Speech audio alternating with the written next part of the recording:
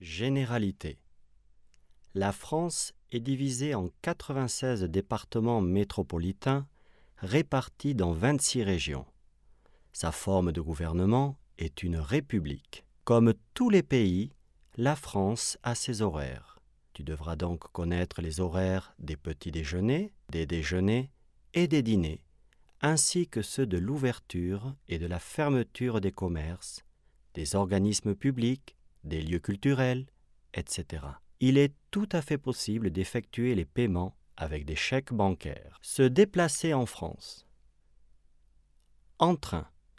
La SNCF est la Société nationale des chemins de fer français. Pour les jeunes de moins de 26 ans, il existe deux types de réduction. La carte 1225 et le billet découverte 1225 qui permettent d'obtenir des réductions allant jusqu'à 25%. En métro.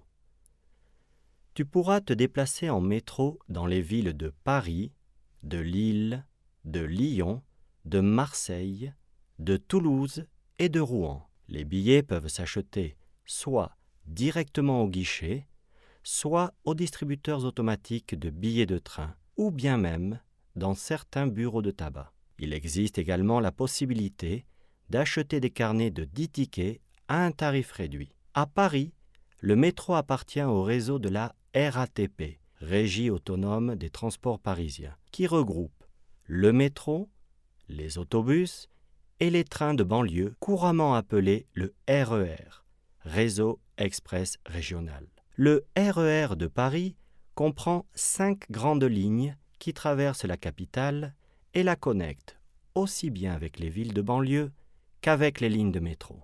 En autobus urbain, les villes françaises comprennent un réseau d'autobus urbains qui relie les centres-villes aux différentes zones périphériques. En tramway. Dans beaucoup de villes françaises, il te sera également possible de profiter des services de tramway. Aussi bien les billets simples que les carnets de 10 billets peuvent s'acheter aux distributeurs automatiques. À bicyclette. C'est une manière formidable de faire aussi bien du tourisme que de se déplacer en ville. Si tu ne possèdes pas ta propre bicyclette, tu pourras en louer une à l'heure ou à la journée.